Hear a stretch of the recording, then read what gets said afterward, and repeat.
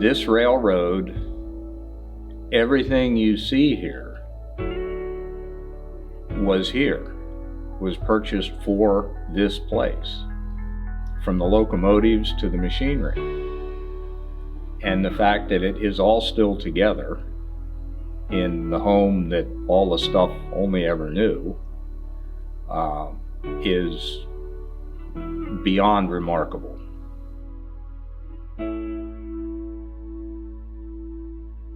And so that, in and of itself, even if nothing ever moved, makes this hands down the most phenomenal historical site I think that we have, period. This isn't a recreation, this is a real deal.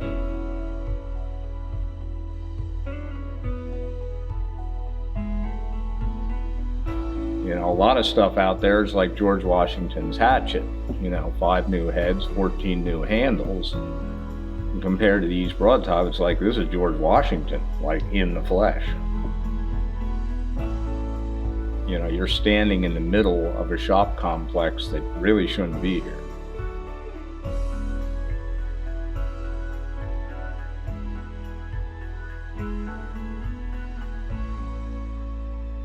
It's really exciting.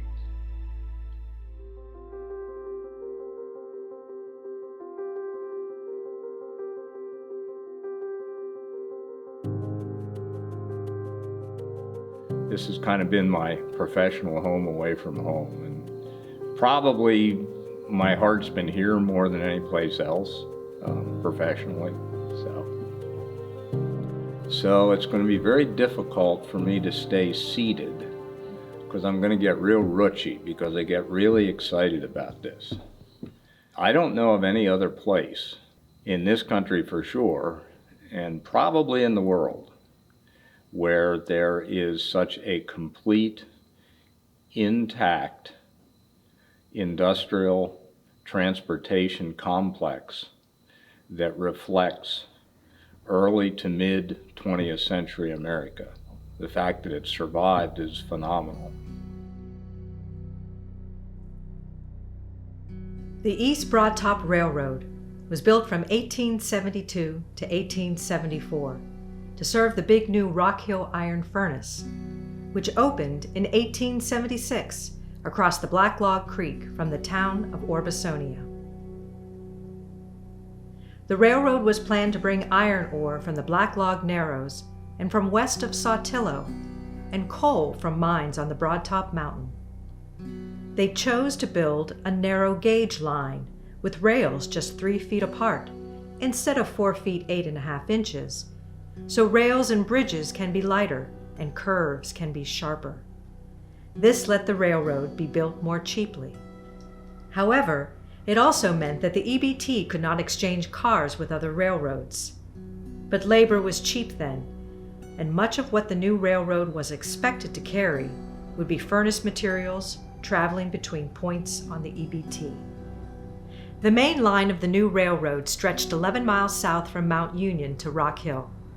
From there, the line curved west through Three Springs and Saltillo before beginning a steep climb that took it around sharp curves and through 2 tunnels to reach the mining town of Robertsdale, 18 miles from Rock Hill. In 1908, the Rock Hill furnace poured its last iron, and by the early 1950s, the EBT was the only American narrow gauge to survive east of Colorado. The EBT closed in early April of 1956 and was sold to a scrap dealer, Nick Kowalczyk. In August 1960, Orbisonia celebrated its bicentennial, and for the grand event, Nick Kowalczyk and the railroad's operating vice president, Roy Wilburn, agreed to run excursion trains. The excursions were a big success. Early in 2020, several railroad preservation advocates got together with some longtime EBT fans to create a nonprofit EBT foundation, which acquired the railroad and its shops and archives from Joe Kowalczyk, Nick's son. Since then, the foundation, assisted by generous grants and donations, has been hiring employees and partnering with the all-volunteer Friends of the East Broad Top to rehabilitate track and cars, overhaul steam locomotives, and restabilize buildings and shops. The tireless efforts to restore, preserve, interpret, and operate the famous EBT will sustain its legacy for generations to come.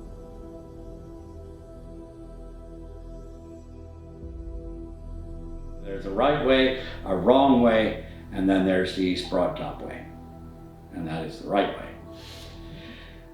Things haven't really changed much. In the late 70s, early 80s, you had 4 locomotives to choose from, and so on and so forth, which as the years wore on, and regulations being what they are, we wound up with only 1. So you saw a decline, but you were so involved you really didn't realize the decline.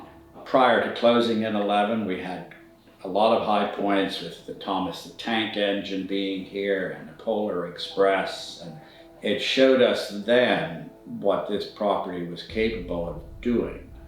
We are capable of being a tourist attraction that's going to be outstanding compared to just maybe mediocre prior.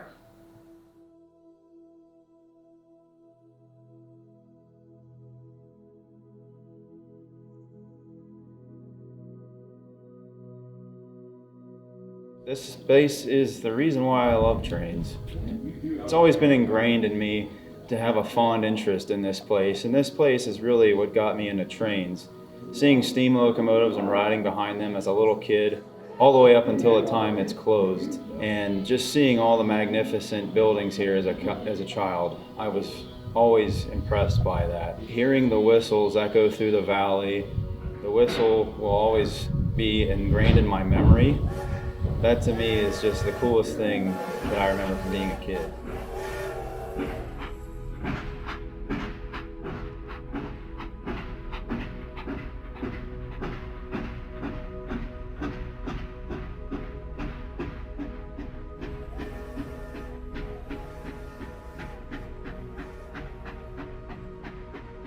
Everyone involved here shares a common goal of just bringing the majesty and glory back to this place, and everyone treats you with respect and they look out for you, and it's great to be a part of that. I mean, it's just a great thing to have that in a place like this. One of the beautiful things about trains, you form a community. Community here, and this place is unique, this county in a way.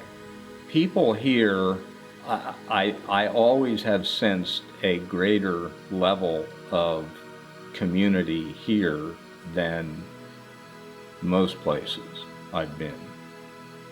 I mean, heck, everybody knows everybody.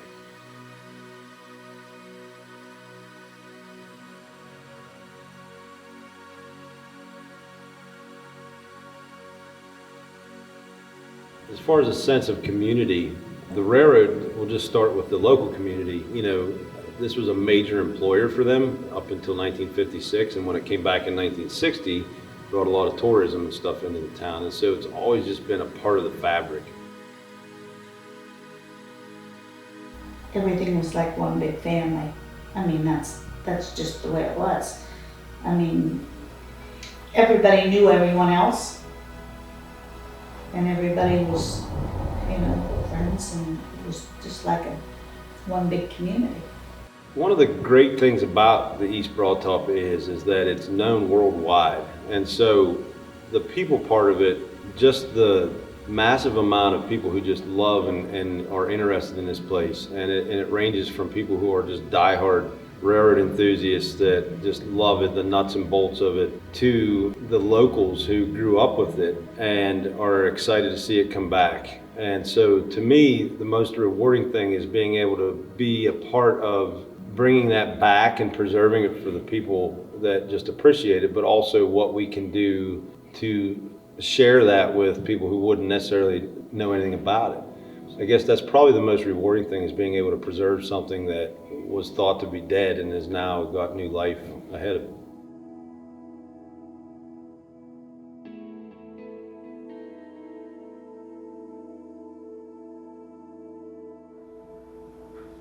The reopening of the East Broadtop is a dream come true.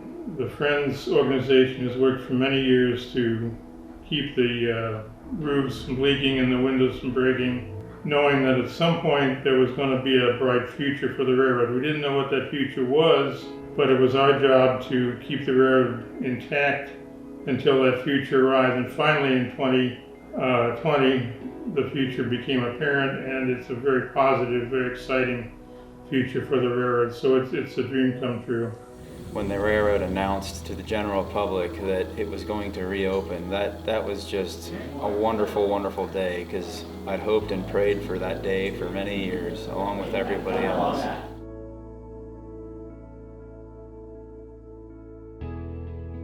Never in my lifetime thought that anything was going to happen like it is now. And over the last 6 months, things have just turned around completely 100%. And the work that's getting done and that, we've got a lot of different people that's come in and put their time in, and it's not costing the company. They're doing all its volunteering along with the guys that are working here, and things are going so great. But like I said, I never thought I'd see this, and hopefully see a lot more over the next year, 2 years to reopen more of the line.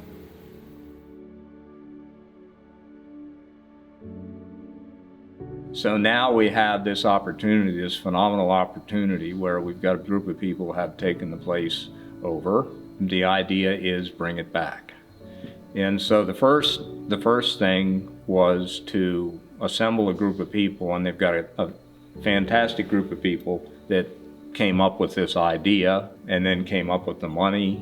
And I'm not going to name names because I know I'll miss somebody, and then somebody will get mad at me. But it's a great group of people, and I'm very fortunate to have been asked to participate in this. And the intent is, we will be able to use this stuff.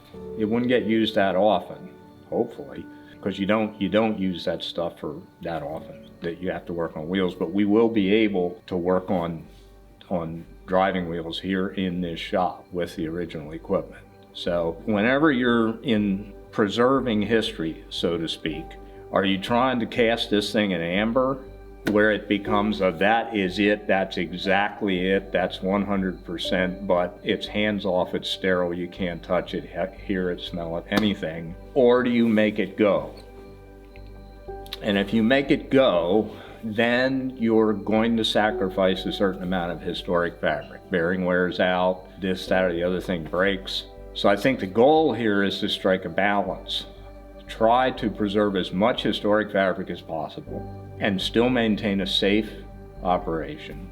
Limit the amount of wear and replacement, but use the stuff. There are very few things in the world that are as dead as a steam locomotive without steam in it, or as alive as a steam locomotive with steam in it. I mean, when you're next to a steam locomotive, even when she's sleeping, she'll be making little noises. You know, there's steam coming out here and there, and then there'll be a little expansion, and it's like, you know, creaking the bones and what have you. And the thing about it is that locomotive, all you have to do is get up in the cab, pull the throttle, and away you go. Now, if you didn't start the air compressor, you may have a problem in getting stopped. But the point is, that thing's alive even when it's sleeping. And that's one of the beauties of steam locomotives, and they're so quiet. Now, they're very noisy when they're working hard, but when they ease out at the roundhouse, if you've blown out the cylinder cocks and you don't have to have them blasting steam, you know, they'll sneak around. They'll tiptoe around. I mean, you could have one of these things, you know, 75 tons come up behind you, and you wouldn't even know it. It would just be, and all of a sudden you turn around and here's this thing looking at you. They're so cool. But that's a whole other thing. So, at any rate, that's it. Sounds good. Wow. Yeah, that's great. Sweet. I loved the last part. Yeah, me too.